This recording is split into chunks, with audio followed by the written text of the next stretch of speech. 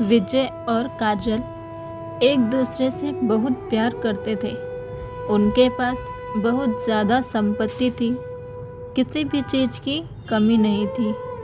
माँ बाप विजय और काजल की सारी इच्छा पूरी करते थे। विजय घोड़े पर बैठना सीख रहा था। उसके पास एक शानदार घोड़ा था। थोड़े दिन बाद काजल की शादी हो गई।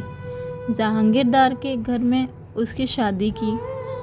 मायके वालों से भी ज़्यादा काजल के ससुराल वाले अमीर थे। विजय भी अब बड़ा हो गया था। उसकी शादी बाकी थी, परंतु अचानक उनके पिता की मौत हो गई और कुछ दिनों बाद माँ की भी मृत्यु हो गई। विजय अब अकेला रह गया। काजल भी 4 दिनों के लिए मायके आई थी, पर वापस भी चली गई अपने ससुराल। अब सारा कारोबार विजय के कंधों पर आ गया था। एक बार बड़ी डील की, पर उसमें उसे घाटा हुआ और विजय बर्बाद हो गया। उसकी खेती जब्त हो गई, घर की नीलामी हो गई। ऐशो आराम में रहने वाला विजय अब उसके बुरे दिन आ गए। जिसके पास सैकड़ों लोग खाना खाते थे, आज वो एक निवाले के लिए तरस रहा था। जो मुलायम गद्दे पर सोता था, आज उसे सड़क पर सोना पड़ रहा था। जिस विजय को हजारों लोग पहले हाथ जोड़ते थे, वही आज सबके सामने हाथ फैला रहा था। विजय ने सोचा अपनी बहन के पास जाए, लेकिन अमीर बहन के पास भिखारी जैसे कैसे जाऊं?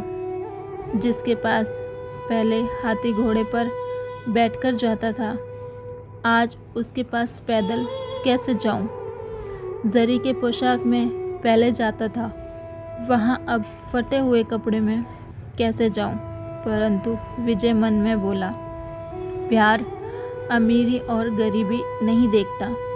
मेरी बहन मुझे अपने पास क्यों नहीं आने देगी भला? ये मुमकिन नहीं है कि वो मेरी हालत की वजह से मुझे धिक्कारे। वह बहन के पास गया, दरवाजे में खड़ा हुआ। ऊपर छत से बहन देख रही थी। विजय ने ऊपर देखा, पर बहन अंदर चली गई। विजय को लगा बहन नीचे मिलने के लिए आ रही होगी, पर कोई आया नहीं। दरवाजे पर खड़े नौकर ने पूछा, कौन हो तुम? यहाँ क्यों खड़े हो चोरों के जैसे? निकलो यहाँ से। विजय बोला, मेरी बहन का घर है ये, उसे अंदर जाकर बताओ। जाओ। नौकर हंसकर घर में जाकर वापस आया। वह विजय को बोला, चलो वहाँ तबेले में आपको खाना लाकर देता हूँ, वह खा लो और जाओ यहाँ से। विजय ने पूछा, बहन ने क्या कहा?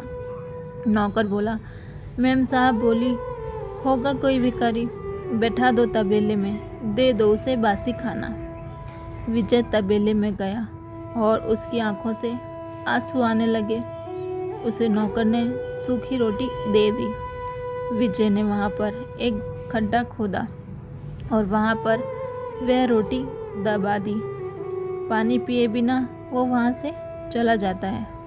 उस दिन के बाद कुछ सोचकर विजय दूर देश चला जाता है। वहाँ के राजा का वह नौकर बना। एक बार उस राजा को बहुत कठिन समस्या आई। विजय की सलाह से राजा समस्या से बाहर निकला। विजय से खुश होकर राजा ने उसे मुख्य प्रधान बना दिया। विजय के कहने मुताबिक राजा सब काम करने लगा था। नए प्रधान के रूप में विजय की वाह वाह होने लगी। विजय ने अब शादी भी कर ली। वह बड़े बंगले में रहने लगा। अब अपनी बहन को जाकर मिले, ऐसा उसे लगा। तभी वह अपनी पत्नी के साथ बहन के घर निकला। साथ में हाथी भी थे, घोड़े थे। जोरों शोरों से वह वहाँ गया। अपने से आगे अपने जासूस बहन को इसके आने का संदेश बताने के लिए भेजे। जासूस ने जब बहन को यह सूचना दी, तो बहन एकदम से उठी। वह अपने पति के साथ दरवाजे में खड़ी रही। अपने भाई के स्वागत के लिए। ढोल नगाड़े बज रहे थे। बड़े ठाठ से भाई बहन के घर आया। दूसरे दिन बड़ी मेजबानी थी। गांव के बड़े बड़े लोगों को न्योता दिया गया। चंदन के टेबल थे, चांदी की थाली थी, पंच पकवान थे। सारे लोग टेबल पर बैठने वाले ही थे। उतने में भाई एकदम से उठा। सारे चकित हो गए। क्या हुआ? सब पूछने लगे और विजय एकदम से तबेले में गया। वहाँ पर उसने खड्डा खोद कर जो रोटी उसमें डाली थी, उसने वो रोटी काजल विजय को बोली, भैया यह क्या है?